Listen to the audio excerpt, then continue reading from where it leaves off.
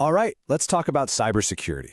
For the longest time, the main strategy has been all about building bigger, stronger walls around our networks. But what if that's not enough? Today, we're going to dive into a totally different way of thinking, how to secure your network from the inside out. Let's see how it actually works. So, here's our game plan. First up, we'll uncover the hidden threat that could already be lurking inside your network. Then, we'll look at how a system like Janus netKeeper learns what normal looks like to build a trusted baseline. After that, we'll walk through two super common, real-world attack scenarios, one coming from the outside, and a sneakier one that starts from within. And finally, we'll see how all this comes together to create an automated guardian for your most critical systems. You know, for years, all the focus has been on that perimeter, the firewall, right? The main gate. But that whole strategy has this one critical blind spot, and it's a blind spot that attackers are getting really good at exploiting. And this is the question that should keep security folks up at night. I mean, think about it. Once an attacker gets past that outer wall, maybe through a clever phishing email, a stolen password, or some vulnerable little device, what happens then? Well, once they're inside, a lot of networks are basically like a wide-open office building. An attacker can just wander around freely. We call this lateral movement, and they can start scanning for all the valuable stuff, like your servers and databases.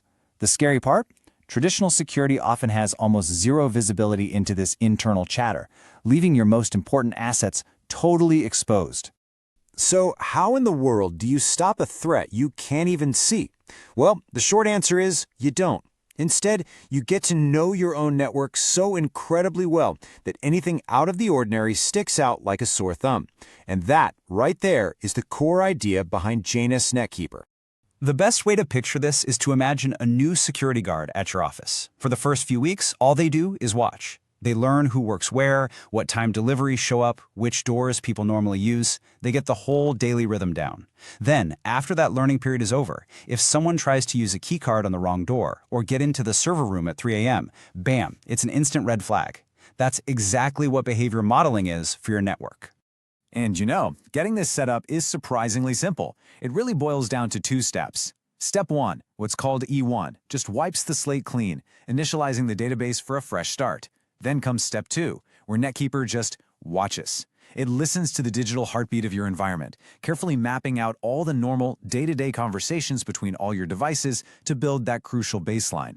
And this slide just shows that transformation perfectly. Look on the left. Before the learning phase, the network is just noise. It's raw data with no context. But look at the right. After that learning phase, netKeeper has built a trusted allow list. It now knows precisely what normal is supposed to look like, and it's ready to enforce those rules. Okay, theory is great, but let's see how this actually works in the real world. We'll start with a scenario that happens all the time. Credentials for a device, let's say an IP camera, have been leaked online. So the attacker's plan is pretty straightforward. They've got a username and password, and now they're trying to log in directly from their computer, which is somewhere out there on the internet. Their target? A specific IP camera sitting on your network. And here's the really frightening part. Without this kind of internal protection, the attack works. The credentials are good, and the attacker is now staring at the login page for your device. They are officially inside your perimeter. But flip the switch on netKeeper, and the story changes completely. Because netKeeper knows, based on its learning, that this IP camera has never talked to the attacker's random computer before. It's not normal behavior. So as you can see on the right, the attempt is immediately shut down. The door is slammed in their face. Access denied. Okay, so that was an attack from the outside. But what about that even more dangerous scenario, where an attacker has already compromised a device that's inside your network? This is so important. The attacker is now using that hacked IP camera as a launching point.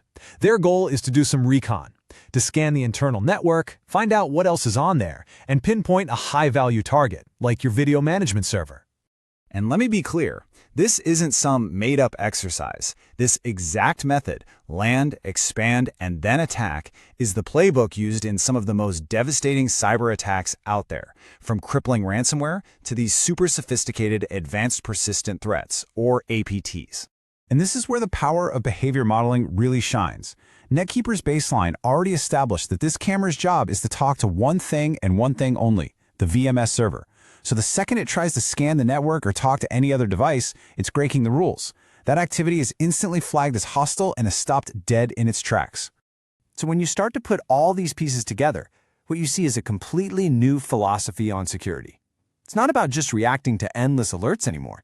It's about proactively enforcing what's normal. So let's just wrap this all up. What really makes this approach so different? Well, it's all about learning the unique personality of your network and then automatically making sure everything sticks to the script. By doing that, it stops that dangerous lateral movement before it even gets started, protecting your most critical stuff from the inside. This is what it means to go from reactive to truly proactive security, all while reducing the need for constant manual monitoring. And that really brings us to the final critical question that I want to leave you with. We all spend so much time and effort securing the front door, but if someone does get in, is your vault just as protected? Is your network really as secure on the inside as it is on the outside? It's something to think about. Thanks for watching.